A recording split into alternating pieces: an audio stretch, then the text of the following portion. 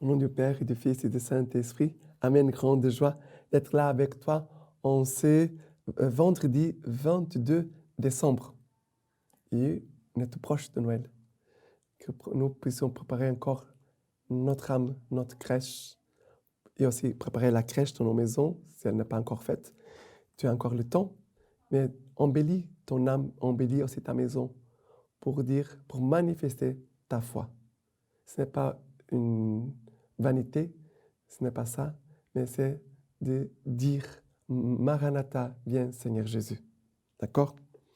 Et la première lecture d'aujourd'hui, c'est 1 Samuel, chapitre 1er, à partir du verset 24. Lorsqu'elle lut ces vrais, elle les fit monter avec elle, en même temps qu'un taureau de 3 ans, une mesure de farine et une outre de vin.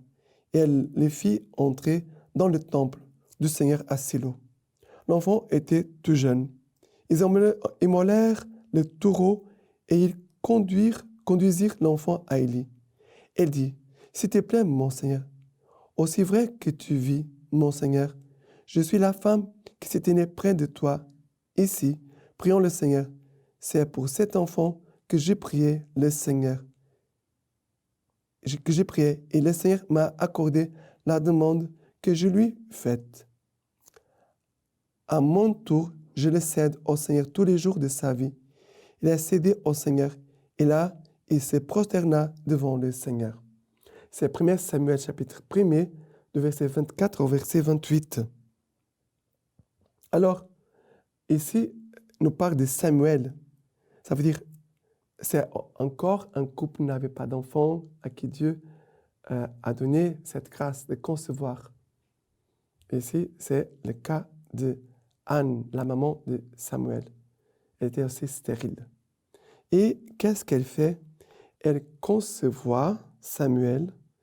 Et qu'est-ce qu'elle fait? Elle dit, j'ai reçu un cadeau immense de la part du Seigneur. Je ne peux pas garder ce cadeau pour moi.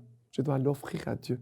Alors, elle va au temple avec l'enfant, avec un taureau pour offrir les sacrifices. Et elle dit,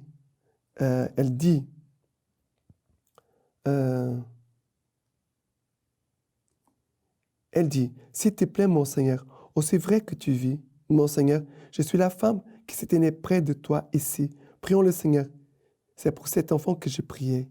Et le Seigneur m'a accordé la demande que je lui ai faite. Ça veut dire, le Seigneur, écoutez ma prière. On peut aussi faire comme Anne, s'approcher du Seigneur et dire, Seigneur, merci pour toutes les prières que le Seigneur m'a exaucées. Merci pour toutes les grâces, tous les dons que j'ai reçus, Seigneur, de toi.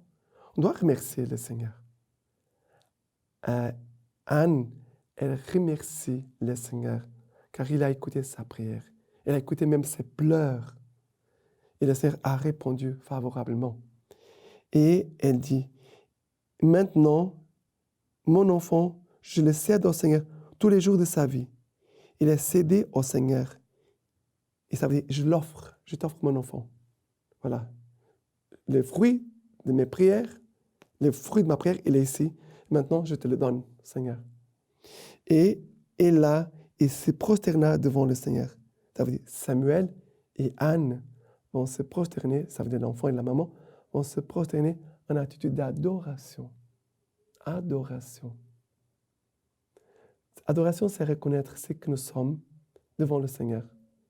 C'est de reconnaître la grandeur de Dieu.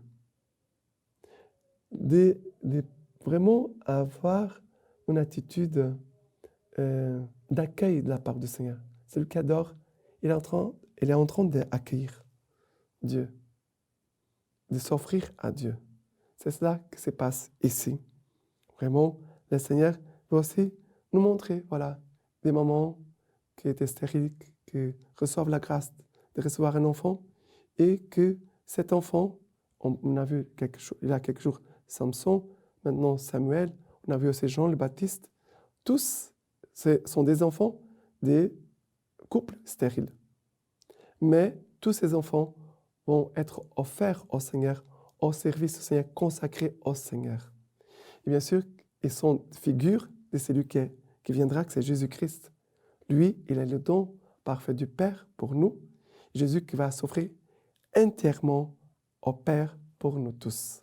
Sa vie sera consacrée au Seigneur pour le bien et le salut de notre humanité. Et le cantique, le psaume, c'est un cantique, 1 Samuel chapitre 2, à partir du verset 1er, nous dit ceci. Mon cœur exulte dans le Seigneur, ma corne s'élève dans le Seigneur.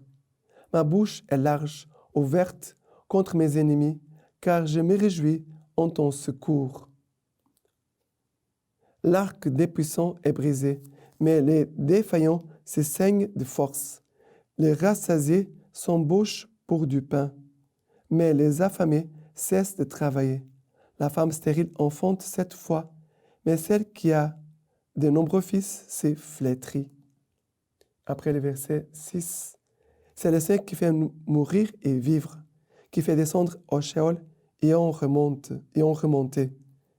C'est le Seigneur qui appauvrit et qui enrichit, qui abaisse et aussi qui élève. Il retire de la poussière les faibles, du fumier il relève les pauvres, pour les faire asseoir avec les nobles et leur assigner un siège d'honneur. Car au Seigneur sont les piliers de la terre, sur eux il a posé le monde. Ici, c'est très beau parce que ce cantique d'Anne, c'est un cantique que la Vierge Marie connaissait très bien, par cœur. Et quand elle va chanter le Magnificat dans la visitation de la Vierge Marie à sa cousine Élisabeth, c'est le cantique du Magnificat qui est inspiré dans ce cantique d'Anne. Ici, nous voyons quoi? Le Seigneur, mon âme exulte joie. Mon âme s'exulte devant le Seigneur. L'arc des puissants est brisé, mais les défaillants se saignent de force. Le contraste toujours. Les défaillants se saignent de force. Les rassasiés s'embauchent pour du pain. Les affamés cessent de travailler. La femme stérile enfante 7 fois, mais celle qui a de nombreux fils s'est flétrie. Ça veut dire celui qui est avec Dieu, uni à Dieu, ou celui qui n'est pas attaché au Seigneur. Celui peu avec Dieu, ça fait beaucoup, mais beaucoup sans Dieu, ce n'est rien. Que dans ta condition où tu es, que tu puisses tenir au Seigneur, que tu puisses vraiment offrir même ta vie. Offre. Anne, elle a offert ce qu'elle avait de plus précieux. C'était son fils Samuel. Offre au Seigneur aussi quelque chose de précieux pour toi. D'accord? Et chante aussi ton cantique de gratitude, d'amour au Seigneur, comme Anne est en train de faire ici. Et l'évangile d'aujourd'hui, c'est Luc chapitre 1er, à partir du verset 46. Mon âme exalte le Seigneur, et mon esprit tressaille de joie en Dieu mon Sauveur, parce qu'il a jeté les yeux sur l'abaissement sa servante. Oui, désormais toutes les générations me diront bienheureuse. Car le Tout-Puissant a fait pour moi de grandes choses, saint est son nom. Et sa miséricorde s'étend d'âge en âge sur ceux qui le craignent. Il a déployé la force de son bras. Il a dispersé les hommes au cœur superbe. Il a renversé les potentats de leur trône et élevé les humbles. Il a comblé de biens les affamés et renvoyé les riches les mains vides. Il est venu en aide à Israël, son serviteur, se souvenant de sa miséricorde, selon qu'il l'avait annoncé à nos pères, en faveur d'Abraham et de sa postérité à jamais. Marie demeura avec elle environ trois mois, puis elle s'en retourna chez elle. Marie, la femme de service. Marie, ici, elle est en train de louer et de bénir le Seigneur. C'est un service. La prière est un service. La louange est un service pour Dieu. Mais Marie, elle fait à la fois un service vers Dieu, la prière, la louange, l'action de grâce. Marie fait aussi un service envers nous, envers sa cousine Élisabeth. Marie, elle va vraiment comme une servante. Elle a dit, je suis la servante du Seigneur. Mais elle n'est pas seulement la servante du Seigneur, qu'il m'advienne selon sa parole, mais elle est aussi servante des hommes, de nous tous. Et elle va servir chez sa cousine Élisabeth, à faire la nourriture, préparer les repas, nettoyer la maison, laver les vêtements. Voilà, Elle va rester 3 mois de service. Elle ne va pas rendre visite. Voilà, j'ai vu ma cousine, j'étais très content, maintenant je rentre chez moi. Non. Elle a conscience de son devoir. Ma cousine, elle est âgée, elle va concevoir bientôt un bébé, elle a besoin de moi. Elle n'a pas d'autres personnes pour l'aider. Je dois me rendre proche. Marie se rend proche. Marie marche au-delà des montagnes et va rencontrer sa cousine pour rendre service. Se faire proche et rendre service sont des grâces aussi, l'incarnation du temps de Noël. Il faut se rendre proche et aussi rendre service aux autres. Voilà de grâce que le Seigneur veut nous communiquer encore en quelques jours, en ces jours de préparation pour Noël. D'accord? Et la lecture patristique d'aujourd'hui de Saint Augustin nous dit ceci. Tout mon désir est devant toi, non pas devant les hommes, qui ne peuvent pas voir le cœur, tandis que si tout ton désir est devant le Père, lui qui voit l'invisible te le revaudra, car ton désir, c'est ta prière. Si le désir est continuel, la prière est continuelle. Si n'est pas pour rien que l'apôtre a dit, priez sans relâche. Il y a une autre prière intérieure qui est sans relâche, c'est les désirs. Ton désir est continuel, alors ton cri est continuel. Tu ne te tairas que si tu cesses d'aimer.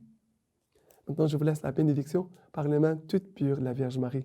Que le Tout-Puissant vous bénisse et vous garde, le Père, le Fils et le Saint-Esprit. Amen.